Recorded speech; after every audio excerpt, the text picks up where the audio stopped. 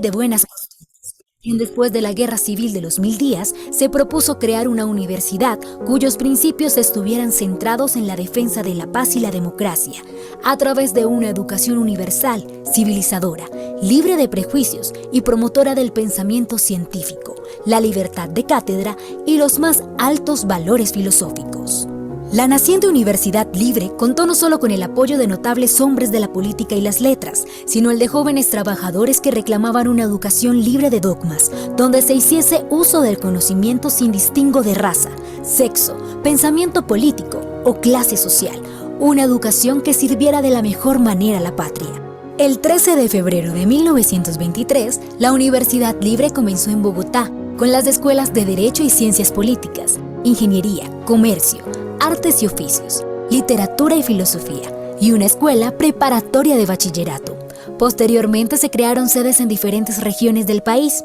Así, en 1955 surgió su primera sede en Barranquilla, centro económico, industrial y comercial de mayor relevancia en el contexto económico nacional. En 1955 se dio apertura a la sede de Cúcuta, ciudad fronteriza con Venezuela, donde confluyen múltiples procesos de interculturalidad y comunicación.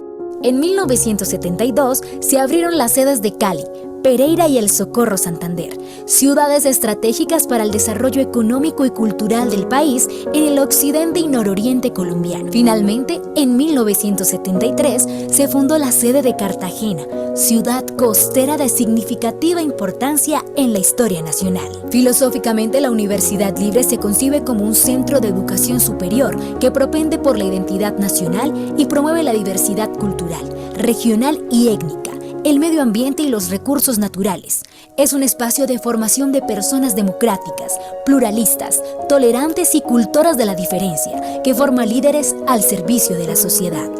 Actualmente cuenta con más de 25.000 estudiantes en 61 programas de pregrado y 173 de posgrado en ciencias jurídicas y sociales, de la salud, de la educación, ingeniería y ciencias económicas, así como un importante número de grupos y líneas de investigación en temas como la paz, los derechos humanos, las problemáticas sociales, el empresarismo responsable, el medio ambiente, los derechos de los migrantes, las mujeres, la niñez, entre otros, en concordancia con los Objetivos de Desarrollo Sostenible. Universidad Libre, 100 años educando en libertad para la justicia y la paz. Hola, muy buenas tardes. Un saludo caluroso y cordial a todas las 7 seccionales de nuestra comunidad académica que se conecta en este momento en todo el país de la Universidad Libre, asimismo como a toda la comunidad universitaria de Colombia que también nos acompañará a través de nuestras redes sociales. Nos sentimos muy contentos hoy de poder presentar una gran invitada que nos acompaña aquí en la Universidad Libre, quien ha elegido hacer su estancia postdoctoral como investigadora Ramón y Cajal en el del Departamento de Didáctica y Organización Escolar de la Universidad del País Vasco, también miembro permanente de la Cátedra UNESCO de Comunicación y Educación.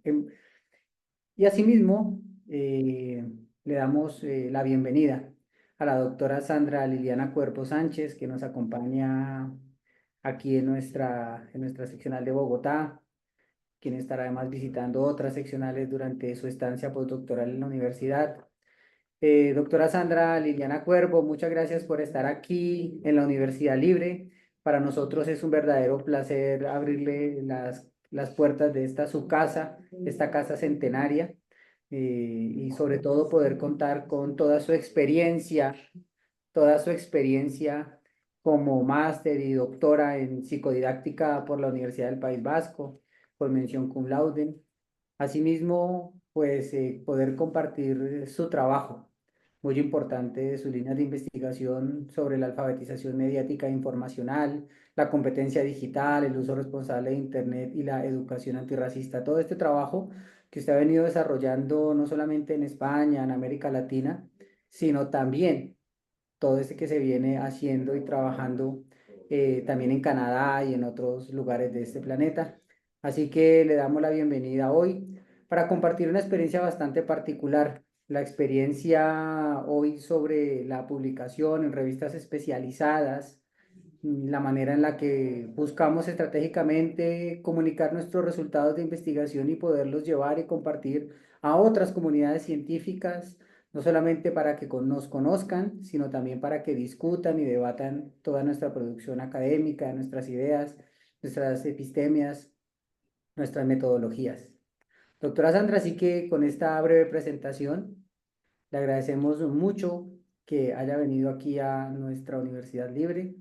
Insisto, hoy también su universidad, a quien le hemos abierto las puertas felizmente, para que comparta esa experiencia tan interesante de poder hacer que las investigaciones se puedan divulgar científicamente en revistas especializadas. Muchas gracias por atender nuestra invitación y la dejamos con este público de la comunidad unilibrista. Muchas gracias. Muchas gracias, doctor Andrés, y muchísimas gracias por abrir la puerta de esta universidad para que yo pueda asistir y aprender de todo lo que se está gestionando en esta universidad. Y la verdad que estoy muy contenta. El tiempo que llevo aquí he estado aprendiendo mucho y también gratamente he visto cómo se está desarrollando una universidad que tiende y quiere ir hacia la investigación de alta calidad. Bueno, el día de hoy, bueno, tengo el placer de mostrar un poco cómo ha sido mi experiencia de investigación y en ese sentido, bueno, esta conferencia va a demostrar cómo yo he hecho mi camino de investigación y cómo en ese camino de investigación he ido publicando. Entonces, bueno, sin más, voy a empezar a compartir la presentación que he preparado para el día de hoy.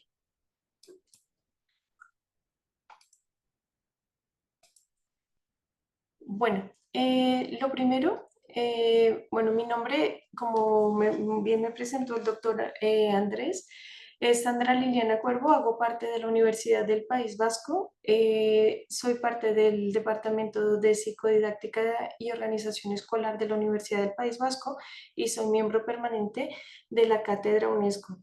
Toda esta información también se recopila en la producción o bueno, en el portal de producción científica de la universidad, donde se encuentra mi perfil, todos los lugares donde se puede encontrar mi producción científica y asimismo las publicaciones que he realizado a lo largo de los años, las colaboraciones con las que he tenido, la tesis que desarrollé y los proyectos en los cuales me he ido desenvolviendo.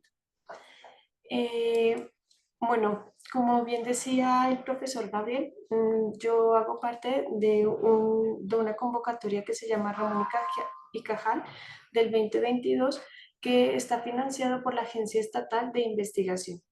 Y bueno, pues estoy en este momento en esta casa, en la Universidad Libre, bueno, para trabajar un poco esa línea de investigación y mostrar los resultados que he ido cosechando durante estos años. Bueno, lo primero es que esta charla, bueno, la voy a hacer desde mi experiencia y mi campo de investigación es la educomunicación, que es un área que integra la educación y la comunicación para la formación de ciudadanos críticos y activos frente a los medios de comunicación y la información. Entonces, bueno, mi carrera de investigación ha estado, digamos, en dos lugares. Primero, en mi tesis doctoral, desarrollé el tema de la competencia mediática informacional y luego, después de mi tesis, en todo el trabajo postdoctoral he venido desarrollando la competencia digital.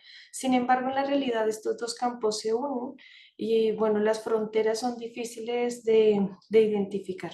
Bueno, la charla de hoy, como les comentaba, la he estado preparando, bueno, a través de mi experiencia como investigadora. Entonces, por un lado, he creado como una línea de tiempo académica de producción científica para que ustedes puedan ver cómo a través de mi formación académica he ido compaginándola con la producción científica.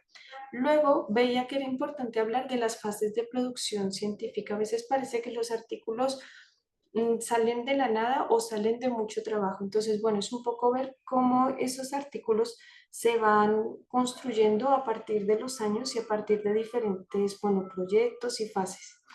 Y luego, bueno, cómo esos proyectos luego se ven en publicaciones de alto impacto y en la difusión de resultados, no siempre de alto impacto, pero sí de impacto social. Y luego algunas estrategias de publicación que yo he ido desarrollando un poco mi experiencia desde cómo yo publico, cómo yo busco las revistas y cómo encuentro toda la información. Aunque sí es verdad que he dicho realmente yo hago parte de un grupo de investigación en donde todos estamos trabajando a favor de la ciencia y de la educación. Entonces, realmente es un trabajo mucho más colaborativo y se aleja de cualquier aspecto individual. Bueno, lo primero es que yo soy egresada de la Universidad Distrital Francisco José de Caldas en la ciudad de Bogotá y allí estudié licenciatura en Ciencias Sociales con énfasis en Ciencias Sociales, ¿sí? Al terminar mi licenciatura, bueno, ejercí 3 años como profesora en un colegio de Bogotá, como profesora de Ciencias Sociales en cursos de primaria y luego, bueno, con el tiempo decidí viajar a Europa y estudiar en la Universidad del País Vasco. Allí hice mi máster en el 2010, que comencé mi máster en psicodidáctica en la Universidad del País Vasco. Y bueno, digamos que aquí comienza un poco esa trayectoria de investigación. Cuando yo llegué a la Universidad del País Vasco, me uní al grupo de investigación en el que estoy actualmente. En su momento, en la cátedra UNESCO, que era la directora, era la profesora Concepción Medrano, y ella había desarrollado un trabajo sobre la percepción de valores televisivos en el alumnado escolar de España y de Latinoamérica. Entonces, trabajé mi fin de máster con algunos de los datos que tenían de esa investigación y de ahí hicimos nuestro bueno, tuve la dicha de publicar mi primer artículo científico. ¿Por qué menciono esto? Porque lo que muchas veces pasa en la academia es que los trabajos se dejan guardados en un cajón y se utilizan solamente para acceder al título, pero luego no se utilizan para la producción científica cuando son un insumo muy valioso. Entonces, bueno, en este caso, el trabajo que hice con esta investigación me llevó a obtener mi título de máster, pero a su vez me permitió publicar en una revista que estaba en su momento en un JCR Q1, que luego hablaremos un poco de estas indexaciones, pero bueno, es un poco para decir desde dónde yo hablo, ¿no?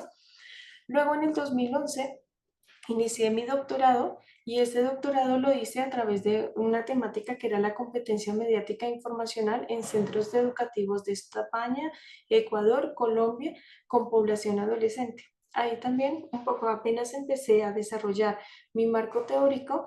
Después de 6 meses de trabajo, construí con toda la base del marco teórico un artículo que se llama Alfabetizar en los medios de comunicación más allá del desarrollo de competencias. Este es un artículo que está publicado en una revista de teoría de la educación, una revista interuniversitaria española que está en un Scopus Q3. ¿Sí?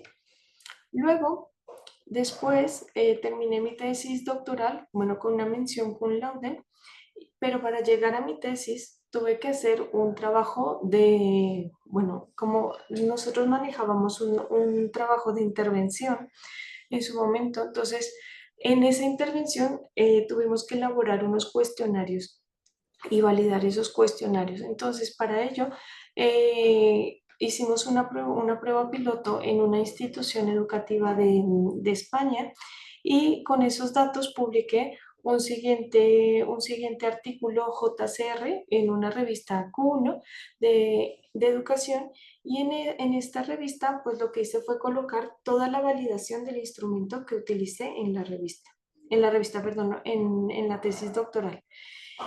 Después de haber hecho mi tesis doctoral, los resultados finales también los publiqué y los publiqué también en una revista española, Educación 21, que es una revista JCR. Mira, acá cuando publiqué mi primer artículo era Q3 y ya cuando publiqué de nuevo en esa misma revista, unos años después, pues había subido a Q1. Luego de mi tesis doctoral, además de aprovechar todo el insumo bueno, de la experiencia piloto y aprovechar los resultados de toda la tesis, también como era una tesis en el campo de la educación y en el campo donde yo desarrollé mi tesis era la intervención educativa. Entonces ahí generamos con mis directores de grupo o mis directores de tesis, perdón, un texto para los maestros donde estaban recopiladas todas las sesiones de intervención que nosotros elaboramos y parte de la teoría que estaba en la tesis doctoral. Entonces con ello hicimos un libro que se llama Programa Alfabet, Programa para favorecer las competencias mediáticas e informacionales de los adolescentes. Y luego, con ello también en uno de los congresos en un congreso de educación, de comunicación, también aproveché parte de las sesiones y de todo el trabajo, una síntesis para publicar un capítulo del libro sobre la competencia mediática, 9 sesiones para trabajar en el aula de clase. Entonces, bueno, con este viaje o esta línea de tiempo en mi recorrido académico, quisiera mostrar cómo cada cosa que se hace dentro de la academia puede luego convertirse en un artículo de investigación que se puede publicar en una revista de alto impacto, que muchas veces, repito, lo dejamos aparte cuando es un insumo y una materia prima para poder nosotros visualizar todo ese trabajo que hemos hecho. Y lamentablemente muchas tesis y muchos trabajos de fin de máster se quedan, bueno, guardados y no tienen la difusión cuando son valiosos y son unos, y aportarían un montón a la ciencia y al desarrollo científico. Bueno, como dijo el profesor Gabriel, yo también después de terminar mi doctorado hice una estancia postdoctoral y esa estancia postdoctoral la hice en la Universidad de Quebec, en la región de Ottawa. La hice dentro de la cátedra UNESCO Democracia, Ciudadanía Global y Educación Transformativa con el doctor Paul Carr. Y bueno, también esa estancia de investigación que cada vez son más populares en el campo de la investigación, pues aproveché esa estancia para poder nutrir mi línea de investigación, que era la competencia mediática, y unirla con todo lo que tenía que ver con la ciudadanía global y la democracia. Entonces, con ellos y con diferentes personas que estaban dentro de la cátedra, otros investigadores, otras personas que estaban haciendo el doctorado, personas que estaban también haciendo otra estancia postdoctoral dentro de la cátedra, empezamos a construir diferentes capítulos de libros. En el caso de mi estancia postdoctoral en Canadá, a diferencia del trabajo que he venido desarrollando en España, en Canadá había, para su momento, para el momento que estuve, había como mayor implicación del profesorado a la construcción o a la compilación de libros. Entonces se me pidió elaborar a mí y a otras personas diferentes capítulos que trabajé de manera colaborativa, ¿sí? Entonces aquí, bueno, pueden observar los diferentes, bueno, en este caso tuve un artículo que publiqué junto con los directores de la Cátedra UNESCO de Democracia, Ciudadanía Global y Educación Transformativa y otra compañera, y luego unos capítulos del libro que publiqué en diferentes editoriales estadounidenses y canadienses sobre el tema de la competencia mediática y todo lo que tiene que ver, por ejemplo, con el desarrollo de la educación en derechos humanos, las oportunidades y desafíos de las redes sociales en jóvenes, las redes sociales, los riesgos, ideologías y educación y la alfabetización mediática desde una perspectiva de género.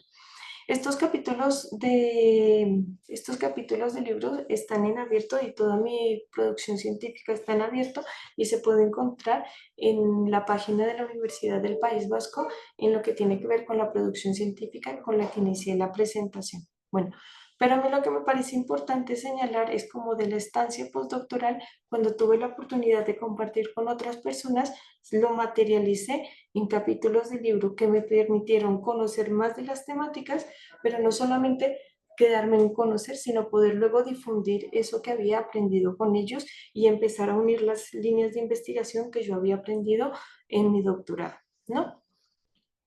Bueno, luego de la estancia postdoctoral en Canadá, volví a la Universidad del País Vasco con la beca de postdoctorado del gobierno vasco y allí continué mi investigación, pero en este caso ya me empecé a centrar en el uso responsable y crítico de Internet en adolescentes. Entonces fue otra parte y otra evolución dentro de mi carrera de investigación. Y con ello pues empecé también a hacer otro tipo de artículos, como, bueno, uno que este año hemos publicado sobre los riesgos en Internet y otro que publicamos en el 2023 sobre, bueno, también riesgos en Internet, que es la misma muestra de un trabajo que luego explicaré que hemos ido desarrollando. En este caso, la última revista está, como se señala acá, en Scopus un Q2 y la primera está en una revista JCR-Q1. También de este trabajo que hemos estado empezando a desarrollar y elaborar dentro del equipo de investigación sobre el uso responsable y crítico de Internet, pues también hemos elaborado unas sesiones y esas sesiones se han convertido en un libro que se llama así, Uso responsable y crítico de Internet y de los dispositivos digitales. Bueno, ahora iré a la segunda parte de mi conferencia, que es un poco después de ver todo el recorrido y la línea desde donde estoy hablando, que es el tipo de producción científica que he hecho, pues hablar de dónde ha salido esa producción científica, ¿no? Cómo he podido llegar a publicar esos artículos que no los he publicado en ningún momento sola, sino que los he publicado en grupo con otras personas, pero bueno, manteniendo todo lo que tiene que ver con la ética de la publicación, nunca cayendo en prácticas, pues bueno, confusas o reprochables éticamente. Bueno, entonces, bueno, lo primero es que para poder llegar a esa producción científica hemos tenido que elaborar unos proyectos. Entonces, la elaboración de proyectos y la concurrencia en las convocatorias competitivas en la investigación es muy importante para luego tener esos resultados de investigación. Entonces, aquí hay un extracto de mi certificado de investigación. Entonces, un poco acá se ve todos los proyectos en los que yo me he encontrado trabajando durante esta década y en ellos se ve, por ejemplo, cómo participo de convocatorias internas de la universidad, convocatorias que son regionales también en el País Vasco y y convocatorias que son nacionales, como estas dos, esta del Mineco, mm, ay no, em, como esta perdón, como esta que tiene que ver con el Ministerio de Ciencia y Tecnología de España y, bueno, con el MINECO, y esta también que fue la última que desarrollamos, donde el investigador principal es el profesor Juan Ignacio Martínez de Morentín, uno de mis directores de tesis, y también con la profesora María Concepción Medrano, que fue, bueno, otra de mis directoras de tesis. Actualmente yo estoy como IP en uno de los proyectos que presento en este esquema y en esta conferencia. Y bueno, es un poco para mostrar cómo también algunos proyectos son de un año con 12 meses de duración, pero a veces otros de 36. Y bueno, es un poco para mostrar cómo no es un proyecto corto, sino muchas veces son proyectos que se juntan unos con otros para hacer una línea de tiempo sobre los proyectos. O sea, una línea de tiempo que lleva a una conclusión y que se puede ver luego en los artículos que se publican. Bueno, un poco volviendo sobre los proyectos que he ido desarrollando y un poco más cómo se materializan, yo creo que un elemento importante a la hora de publicar es que los datos sean recogidos de un proyecto que sea conciso, ¿no? Relevante, y de esa parte de esa relevancia también se ve si es un proyecto que logra o no fondos nacionales, locales, universitarios o internacionales. Eso yo creo que también la financiación de los proyectos es un elemento que luego se va a reflejar en la capacidad que tengamos en publicar los artículos de investigación. Luego, bueno, otro elemento que yo considero que es importante y que ha tenido, bueno, relevancia en las publicaciones que hemos realizado es el tipo de participantes y la muestra en los proyectos. Por ejemplo, cuando les comentaba que había hecho bueno, mi primer artículo de investigación era sobre los valores percibidos en la televisión y la muestra con la que contamos era de 1.221 adolescentes. latinoamericanos, irlandeses y españoles.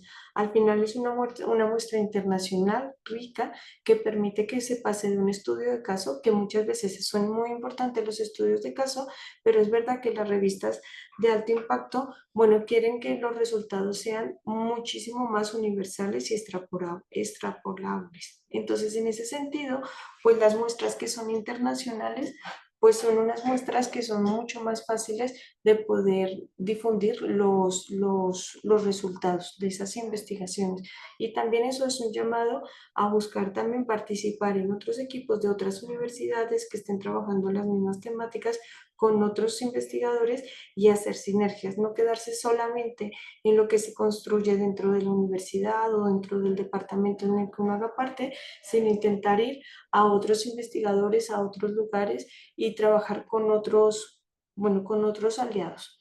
Luego, cuando realicé toda mi tesis, pues en mi tesis, aunque aquí aparece una muestra solamente de 104 adolescentes, porque los resultados no, en mi tesis no fueron satisfactorios en todos los contextos y, no se, y por ende no podían ser publicables. Entonces al final tuve que modificar y los resultados que publiqué pues redujeron bastante la muestra. Sin embargo, bueno, es una muestra de más de 100 personas que en lo que tiene que ver con la educación, pues se considera como una muestra, bueno, aceptable. No es una muestra grande, pero bueno, es una muestra que permite que los resultados puedan ser vistos, bueno, de buena manera, ¿no? Que puedan ser aceptados por la comunidad científica. Luego, todo lo que hemos estado haciendo en los últimos años de publicación sobre la anomía digital y lo que tiene que ver con los riesgos en Internet, la muestra fue bastante amplia, con más de 2.500 participantes adolescentes entre 10 y 17 años de España, Italia y Grecia. Entonces, estas, por ejemplo, estas publicaciones han estado muy bien indexadas en revistas de alto impacto, pues porque además de que la temática es importante, además de que los análisis están muy bien hechos, pues además de eso, la muestra puede permitir, bueno, que sea llevado a otros escenarios. Y actualmente nosotros estamos con un proyecto que también es el que estoy un poco promocionando dentro de esta estancia en Colombia, que es sobre el uso responsable y crítico de Internet que les comentaba, que era el libro que habíamos realizado y que publicamos bueno, que logramos una publicación de un libro con todas las sesiones y es un proyecto que estamos desarrollando con diferentes comunidades y profesores en España, Italia, Polonia, República Dominicana y en Colombia. Entonces, bueno, pues es un poco también para mostrar que entre más amplia sea la muestra, pues también los resultados de investigación son más fácilmente difundibles. Bueno, después de pensar lo que comentaba primero, es importante tener o participar en convocatorias que patrocinen nuestro trabajo y nuestra investigación. Es importante que las muestras sean amplias y sean, digamos, generosas o sean diversas, pues también es muy importante que la investigación y nuestra investigación para que pueda ser publicable o para que pueda entrar en esas revistas de alto impacto académicas y que puedan además, digamos, tener una incidencia en otros contextos, es muy importante que también nuestra investigación cuente con un visto bueno del Comité de Ética, que es como, por ejemplo, lo que nosotros hemos logrado durante todos estos años. Todas nuestras investigaciones cuentan con el visto bueno del Comité de Ética de la Universidad del País Vasco y para que más o menos a los que no conozcan bien, pues bueno, va un poco de la información que deben incluirse en el consentimiento de un proyecto cuando los participantes participan en cualquier estudio. Entonces, ¿qué tiene que ver con la descripción de las intervenciones que se van a hacer, la cláusula de voluntariedad de las personas, el derecho a salirse de los espacios de investigación o de las pruebas de investigación, la cláusula de gratuidad de que si se participa en un proyecto que se está desarrollando para la ciencia, la participación de las personas sea gratuita, sea voluntaria y se pueda retirar en cualquier momento. ¿Sí? También el derecho a decidir el destino de esas muestras porque bueno, por ejemplo, en el campo de la educación no se da, pero en otros campos, como por ejemplo la medicina, muchas de las muestras y de las pruebas que se hacen pueden ir a la industria farmacéutica. Entonces también los participantes pueden decidir si sus datos a qué tipo de entidades pueden ir, ¿no?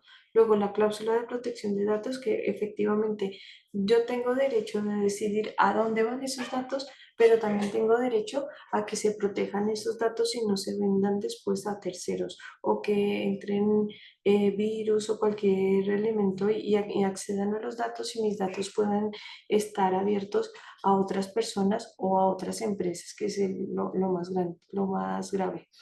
Y mucho más ahora que estamos con todo lo de la ingeniería de datos, pues esa cláusula de protección de datos se hace mucho más importante. Y también el derecho a conocer los resultados. Y a mí me parece importante este elemento de conocer los resultados porque normalmente cuando estamos investigando, a veces caemos en la instrumentalización de las personas. Entonces les invitamos a que participen en nuestros proyectos, pedimos que hagan pruebas, recolectamos información, pero nunca hacemos el feedback a las personas de, bueno, esto fue lo que dijimos, esto fue lo que encontramos, gracias a la información aportada, a esto hemos llegado. Entonces también es importante publicar en revistas de alto impacto, es importante que la comunidad científica sepa de lo que hacemos, pero es más importante que quienes participamos o bueno, quienes participan y por quienes trabajamos conozcan esos resultados. Y entonces ahí viene el impacto social de nuestro trabajo. Y quizás, si bien es cierto que esto del comité de científico viene de hablar de esto, de los consentimientos, creo que lo más importante del comité científico es la garantía de estos tres principios que aparecen en el informe Belmont, que es un informe muy corto y que les invito a que puedan leerlo, porque cuando hacemos investigación tenemos que tener en cuenta que nuestra investigación tiene que ser ética y tiene que respetar a las personas, beneficiar a las personas y ser justo con las personas. Entonces, en este sentido, nosotros, por ejemplo, en el campo de la educación, pero bueno, como en otros campos, no podemos utilizar a las personas para violar sus derechos fundamentales. No podemos utilizar a las personas para o cuando estemos haciendo nuestras investigaciones, tenemos que procurar minimizar al máximo todos los riesgos que puedan tener esas personas. Y los riesgos van tanto del uso del tiempo, pueden ser riesgos psicológicos importantes, por ejemplo, sobre su salud, digamos cuando se está trabajando con un medicamento o con una técnica, pero sobre todo también, por ejemplo, minimizar los riesgos que tienen que ver con el manejo del tiempo, ¿no? No tener a una persona participando por horas en un experimento, no siendo cuidadoso con eso que puede afectar, ¿no? Y por el otro lado también siendo justos y equitativos, ¿no? No que unos puedan beneficiarse de nuestra investigación y otros no se beneficien y además de no beneficiarse son participantes, ¿no? Entonces, bueno, es un poco la justicia que debemos tener en toda nuestra investigación y que, bueno, para mí es fundamental y, bueno, para mí, para nuestro grupo es fundamental. Por ejemplo, nosotros intentamos que cada vez que estamos haciendo intervención educativa, los beneficios sean iguales para todas las escuelas en las que nosotros estamos trabajando, sin priorizar unas antes que las otras, sino intentar que se homogenicen teniendo en cuenta también sus necesidades. Bueno, pues además de hacer parte de convocatorias internacionales, además de tener el consentimiento, bueno, de convocatorias competitivas, además de tener el consentimiento favorable no el consentimiento, perdón, el visto bueno del Comité de Ética de las universidades, cumplir con los principios éticos, pues también un elemento muy importante en la investigación para que luego pueda ser publicable es tener un plan de gestión de datos. Y este plan de gestión de datos viene con una idea de que todo el conocimiento que se está produciendo a nivel mundial además en la era de la información, pues tiene que ser un un conocimiento que sea localizable, un conocimiento que sea accesible y que sea interoperable y un conocimiento que pueda ser reutilizable. No podemos estar generando un montón de datos que estén cerrados, que no los puedan aprovechar otros investigadores para avanzar en la ciencia, sino que todo lo que nosotros estemos haciendo dentro de la investigación puede y debería entregarse a otros equipos de investigación para que sigan avanzando en la ciencia. Si, por ejemplo, nosotros hemos encontrado algunos elementos y nosotros contamos con una base de datos que tiene unas preguntas, unos esquemas eh, o, o unos avances específicos, esos metadatos tienen que ser entregados a la comunidad científica para que la comunidad científica siga trabajando sobre ellos, ¿no? No podemos estar pensando que la ciencia sea, o mi trabajo es mío, lo guardo para mí y que nadie puede acceder sino a través de mis artículos de investigación. Las bases de datos también pueden entregarse a la comunidad científica y para ello pues es importante no solamente guardar los archivos correctamente, sino también que sean fáciles para que otros investigadores puedan entrar en nuestras bases de datos y puedan conocer lo que nosotros hemos ido trabajando y también si eso les va a aportar a su investigación, pues ser robustos, bueno, haciendo más gruesa y más robusta la información que tenemos. Bueno, finalmente, después de estos tres elementos que yo considero que son muy importantes para la publicación de los artículos, pues voy un poco a explicar, bueno, nosotros o cómo hacemos cuando ya tenemos los resultados de una investigación o parte de una investigación, bueno, cómo empezamos a difundir esos resultados en la comunidad científica. Entonces, bueno, lo primero es que nosotros, y como todos saben, en lo que tiene que ver con los artículos científicos y con lo que tiene que ver con la producción académica, pues nosotros tenemos diferentes rankings que se han creado para evaluar y para identificar bueno, como la validez científica que tienen diferentes revistas en las diferentes áreas del conocimiento. Y para ello, bueno, tenemos diferentes rankings. Tenemos uno, por ejemplo, como es el JCR, el Scopus y otro tipo de indexaciones como puede ser LatinDesk y demás. Bueno, pues nosotros normalmente cuando terminamos un artículo y tenemos una información que consideramos que podemos difundir, lo que nosotros hacemos es, de acuerdo con los análisis que tenemos dentro de nuestra investigación y dentro de un artículo, bueno, construimos un artículo y evaluamos si los resultados a qué tipo de revistas podría dirigirse. Si son de altísimo impacto, pues nosotros si nos dirigimos a un JCR es porque nuestros resultados vemos que son totalmente solventes, que estadísticamente son muy fuertes, que teóricamente son muy fuertes y nos vamos a una revista, por ejemplo, con un ranking JCR.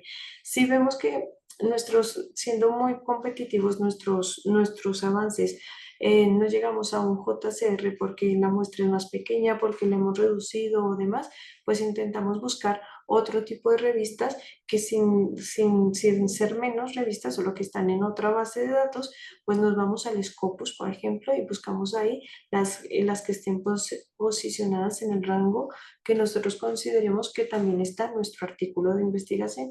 Y a veces pues vamos a otras revistas que están en otras bases de datos, pero que para nosotros son importantes y que son interesantes de publicar, porque pasa también que en la investigación hay revistas que pueden ser que no estén en JCR, pero que en nuestro campo son importantes. Entonces, y que nos interesa publicar en esa revista por la temática y demás.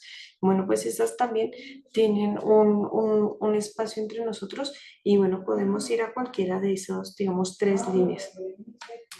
Eh, bueno, normalmente podríamos acceder a una de las bases de datos y en las bases de datos pues podemos ir mirando las revistas y mirar el cuartil en el que se encuentran y el impacto que tienen y las vamos seleccionando, por ejemplo, por las categorías que nosotros estemos investigando, ¿no? Entonces aquí los portales cada vez son más, bueno, más didácticos y están creados de manera que cualquier persona pueda acceder e identificar de dónde está ubicada la revista, cuál es el público, la periodicidad con la que publican y demás. Sin embargo, para ahorrar un poco el tiempo también y porque otras personas ya lo han venido trabajando, pues hay algunas universidades, por ejemplo, dentro del Estado español, como la Universidad de Salamanca, que cada vez que se hace un nuevo reporte, que normalmente suelen ser anuales o bianuales, eh, entonces ellos actualizan en sus portales de investigación esa clasificación de revistas. Por ejemplo, en este caso, tenemos la revista, la Universidad de Salamanca hace una guía de buenas prácticas en publicación y lo que hace es que coloca tanto las revistas que están dentro de la base de JCR como las revistas que están en Scopus, ¿no? Del Web of Science y de Scopus. Entonces, a mí me parece que es un material muy fácil porque en este PDF, por ejemplo, pero la Universidad de Cádiz también lo tiene, la Universidad de Deusto. Hay muchísimas universidades, por ejemplo, dentro del Estado español que tienen este tipo de PDFs o de trabajo ya hecho desde sus bibliotecas. Entonces colocan el listado de las diferentes revistas y colocan en qué cuartil están y el impacto científico que tienen en las dos bases de datos, digamos, más importantes en las revistas de alto impacto a nivel mundial, ¿no? Entonces ahí ya sería cuestión de cuando tenemos nosotros el artículo, pues identificar a qué revista nos parece que debería ir, entrar en la revista, conocer las directrices de la revista, identificar si esa revista está compaginada con el artículo que nosotros estamos elaborando o viceversa, o que hemos elaborado viceversa. Si nosotros encontramos una revista en la cual nos gustaría publicar y entonces adecuamos nuestra investigación para que pueda ser publicada dentro de esa revista. Bueno, perdón, ahora también cuando estamos hablando, la inteligencia artificial también viene a ayudarnos en el trabajo como investigadores. Y por ejemplo, en esta diapositiva pueden encontrar diferentes herramientas de la IA que sugieren cómo poder encontrar la revista adecuada a nuestro trabajo de investigación. Voy a guiarme solamente con la primera a ejemplificar.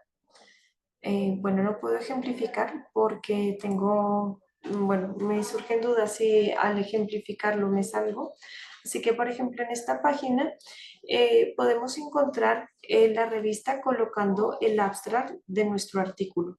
Entonces, en este portal nos sugiere revistas posibles en las que un abstract como el que nosotros hemos elaborado pueda funcionar o colocando nuestras palabras claves también nos arroja información. Y bueno, aquí pues tienen a su disposición más portales o más páginas en las que podemos agilizar todo el tema de identificar la revista a la que vamos a dirigir nuestro trabajo de investigación. Pero al mismo tiempo también podemos dirigir acá, están las herramientas para conocer la información editorial de las revistas. También estamos en un campo de las revistas depredadoras o revistas que tienen un mal funcionamiento en la publicación y entonces, por ejemplo, en estos portales podemos identificar y conocer esa información editorial y saber si son unas revistas que contribuyen o no a la ciencia o si son unas revistas que están con prácticas no éticas en la publicación de artículos y de investigación.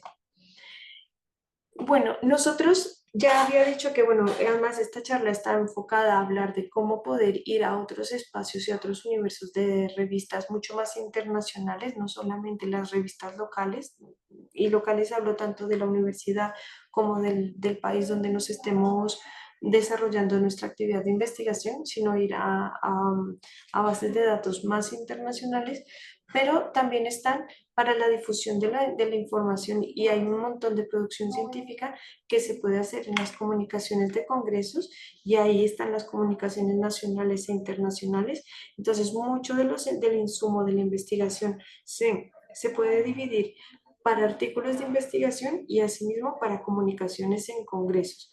Luego está la difusión del conocimiento a la sociedad, que también es un elemento muy importante, porque no podemos hacer solamente la ciencia para los científicos, sino la ciencia tiene que ser también para la sociedad en general y sobre todo para aquellos quienes están trabajando dentro de nuestra investigación. En el campo de la educación, pues por ejemplo en mi caso, para el profesorado y para el alumnado de los centros escolares. Y por otro lado, y por eso es muy importante que los resultados que nosotros publiquemos o que logremos también los publiquemos en los medios locales y también los publiquemos en los centros educativos. Aunque eso no puntúe dentro de nuestro currículo académico, sí que puntúa dentro de nuestro currículo social y por el cual nosotros estamos haciendo ciencia.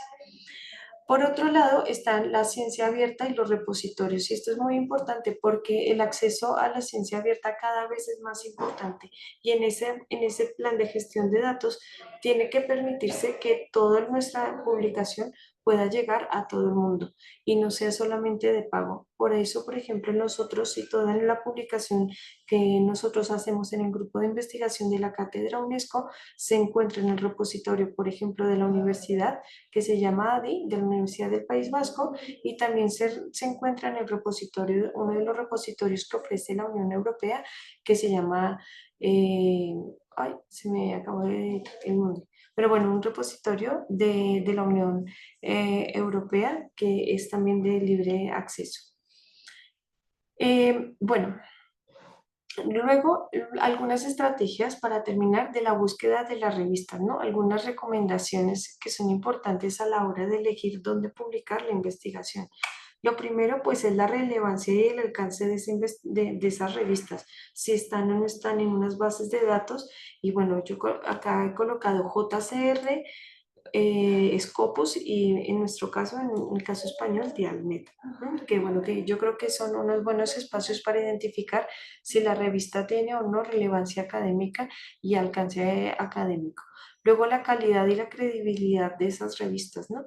Entonces verificar, cada vez ser rigurosos y verificar cómo se sustenta la calidad en cada una de esas revistas y el prestigio que tienen las revistas dentro de nuestra área. Luego la eficiencia de los tiempos y la eficiencia y los tiempos, ¿no? Hay revistas, por ejemplo, que solamente publican 2 números, hay otras revistas que publican cada 2 meses, hay otras revistas que publican 4 números. Pues es importante también identificar los tiempos razonables que tienen las revistas para evaluar un artículo, porque claro, una cosa que es muy importante cuando terminamos nosotros y vamos a publicar nuestro trabajo es que nosotros nos presentamos a una revista, pero cuando presentamos ese artículo a esa revista hay unos tiempos y esos tiempos se tienen que respetar. Yo no puedo, por ejemplo, mandar a una revista y mientras me responde esa revista, pues voy mandando a otra revista. Eso está prohibido en la ciencia. Mandas a una revista, esperas a que te responda si es positivo, si es con ajustes o si no es publicable y vas a otra revista, ¿no? Entonces hay que también buscar revistas donde sean bastante transparentes y que sean por pares y bueno, eso habla también de la calidad de la revista. Luego están los costos y el acceso abierto. Es verdad que existen unas tarifas que tienen que ver con ese acceso abierto y que son como los mínimos que se cubren para la publicación. Hay muchas revistas que no piden esos costes. A veces piden costes, por ejemplo, como que sea la traducción. Entonces, bueno, directamente le piden a los autores que sea traducida al inglés o a veces dentro de sus propias políticas editoriales piden a los autores que se financie dentro de la propia revista la traducción de los artículos al inglés o a otros idiomas, ¿sí? Y en algunos casos, pero no en todos, también se piden algunos como unos costes de publicación, pero que tienen que ver para que dan como dos opciones, si quiere que sea de acceso libre o no. Y muchas universidades, por ejemplo, dentro de Europa, pues tienen ese acceso libre dentro de sus comunidades científicas y se puede publicar, pero porque previamente las universidades en un consorcio han colocado un dinero para que eso sea de ciencia abierta y no sean restrictivas, como en unos años atrás, que para poder acceder a cierto tipo de artículos tenía que pagarse. Bueno, pues cada vez las revistas tienen una política de acceso abierto cada vez mayor y bueno, a veces es un mito decir de que para publicar en revistas de alto impacto hay que tener mucho dinero para publicar. No, no es necesariamente. Por ejemplo, desde mi experiencia he publicado en diferentes y tengo que decir pues que la mayoría han sido de acceso abierto y no he tenido que pagar por la publicación. Y cuando he tenido que abonar alguna tasa, tiene que ser está directamente relacionada con que sea de acceso, de libre acceso del artículo en el que se está trabajando. Pero bueno, acá les dejo unos datos donde pueden encontrar más información sobre cómo hablar de esos derechos de autor y en qué momento se deja de ser acceso abierto y se lleva a prácticas no rigurosas en la publicación. Y luego es importante después de publicar difundir también lo que uno hace, pero antes de publicar, cuando uno envía un nuevo artículo o cuando uno envía un artículo a una revista, además de enviar el artículo que esté adecuado a la revista, pues es muy importante que se haga una carta dirigida al editor en donde se diga cuáles son las líneas de avance de la investigación y la originalidad del trabajo y esa al final como una carta de presentación tanto de los investigadores como del trabajo. Hay muchas revistas que lo piden por defecto, pero hay otras que no lo piden. Pero bueno, es muy recomendable hacer esto a la hora de presentar un documento a una revista. Por otro lado, hay algunas revistas, y acá dejo solamente como un poco los enlaces, que son unas revistas que son depredadoras. Entonces, un poco, pues son revistas engañosas que lo que están haciendo es un mal a la ciencia en la medida que lo único que quieren es vender, bueno, publicar a través de un previo pago o con unas prácticas de revisión bastante oscuras. Entonces, bueno, si al publicar no hay una revisión por pares, si la revisión se hace muy rápida y si además cobran un dinero para la publicación, pues son esas revistas a las que no hay que acudir porque son unas revistas, bueno, engañosas que no contribuyen al conocimiento y que en algunos casos lo que hacen es, bueno, que nuestro currículo como investigadores pues quede también entredicho, ¿no? O como investigadores. Entonces, bueno, pues también para no extenderme más en la temática, hay ya también algunos listados de esas listas de revistas potencialmente depredadoras y algunos elementos de cómo identificarlas, digamos, casi a primera vista. Pero bueno, hay mucho de bueno, es nada más ver un poco cómo funcionan y ver que si hay un negocio evidente, pues no hay que entrar en este tipo de publicaciones. Por otro lado, está el tema de los artículos, quién puede firmarlos y en el orden y la ética y el pragmatismo de esta publicación académica. Acá les dejo un artículo muy interesante y bueno, es muy importante porque a la hora de publicar también es importante respetar la construcción del artículo, quién creó el artículo, la concepción. Hay algunos elementos que también, de hecho, algunas de las revistas al momento de enviar un artículo piden que se diga el orden de los autores, pero también los autores qué parte del trabajo hicieron dentro del propio artículo. Entonces, bueno, de quién fue la concepción y el diseño, la adquisición de los datos, los análisis y la interpretación de los datos, quién hizo la redacción del artículo y la revisión del artículo. Esto es muy importante porque una de las prácticas también muy, bueno, cuestionables dentro de la ciencia es que se pueden hacer, por ejemplo, un grupo de amigos y hacen una rueda en la que van firmando todos. Sin embargo, eso también científicamente en el currículo puede verse fácilmente cómo hay autores que utilizan eso de manera, bueno, un poco fraudulenta, ¿no? Entonces, claro, unos si me reúno con 15 amigos, pues tengo en un año 15 artículos publicados, ¿no? Y pues bueno, eso no tiene sentido porque se es fraudulento dentro de la ciencia. Entonces, bueno, también es importante que lo que uno publique sea coherente con las personas que han trabajado dentro del artículo. Y ya, bueno, ya estos son aspectos, bueno, básicos en la publicación, pero que a mí me parecía importante señalarlos. Y es que muchas veces cuando hacemos un artículo de investigación y lo enviamos, pues hay cosas, después de tener un proyecto competitivo, después de tener la financiación, después de tener todos los permisos éticos y demás, pues resulta que cuando hacemos las palabras claves no tenemos unas buenas palabras claves. Entonces, eso ya de entrada hace que nosotros no podamos hacer una publicación y que se nos rechacen nuestros artículos. Entonces, yo les invito a que cada vez que vayan a completar el apartado de palabras claves, pues esas palabras claves sean, por ejemplo, las que se utilizan en el tesauro de la UNESCO.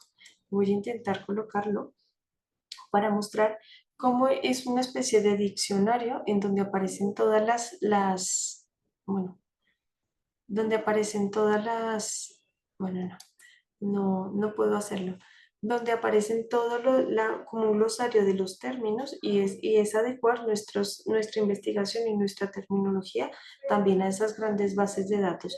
Luego los resúmenes, muchas veces los resúmenes son la carta de presentación de nuestros artículos y como son lo último que redactamos y a veces es lo que se hace corriendo, no lo hacemos rigurosamente. Y es muy importante que sean concisos, más o menos lo normal es que esté entre 150 y 200 palabras y que se haga una introducción, se describa el método, con ello el objetivo, los resultados y una pequeña idea de la discusión. Parece que es mucho, pero lo normal es poder hacer un resumen conciso de nuestro artículo de investigación. Si somos capaces de sintetizar nuestra información, pues también seremos capaces de poder explicar nuestra información. Es un poco lo que se evalúa también en esos resúmenes. Y luego los títulos. También muchas veces cuando estamos hablando de los títulos nos extendemos en los títulos y bueno, es importante que los títulos sean concisos y breves. Y luego hay otro elemento por los que se rechaza muchas veces en los artículos de investigación y tienen que ver con el estilo, que no se cumplen las normas que piden las revistas, no se referencia correctamente y superan la extensión. Entonces, bueno, todos estos elementos pues también son importantes a la hora de poder publicar un artículo de investigación. Lo mismo ya, esta vez sí es para terminar, eh, el uso de la inteligencia artificial es muy importante en lo que tiene que ver con nuestro trabajo, ¿no? Ahora cada vez es más fácil poder utilizar la inteligencia artificial, pero cada vez más las revistas tienen también inteligencias artificiales que pueden identificar si el trabajo fue hecho con inteligencia artificial o no. Entonces nosotros éticamente lo que tenemos que hacer es reportar que se ha hecho el uso de la inteligencia artificial. Entonces, bueno, acá, por ejemplo, dejo algunos elementos de cómo se puede reportar la inteligencia artificial y eso es solamente para mostrar la transparencia de nuestro trabajo. ¿Se puede utilizar inteligencia artificial? Sí, pero se debe mencionar en el trabajo de investigación. Acá dejo algunos iconos que hizo una profesora de la Universidad de Quebec en la región de Ottawa sobre pues si el trabajo está hecho o no está hecho con inteligencia artificial. Y bueno, pues con lo que tiene que ver con la inteligencia artificial, termino esta charla y bueno, espero que haya sido de su agrado y bueno, para cualquier información, tanto de todo el recorrido que he hecho de mi producción científica, la pueden encontrar en la página de producción científica de la Universidad del País Vasco.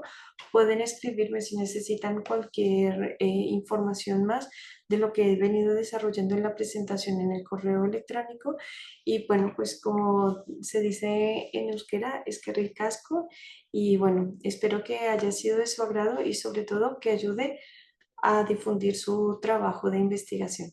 Muchísimas gracias.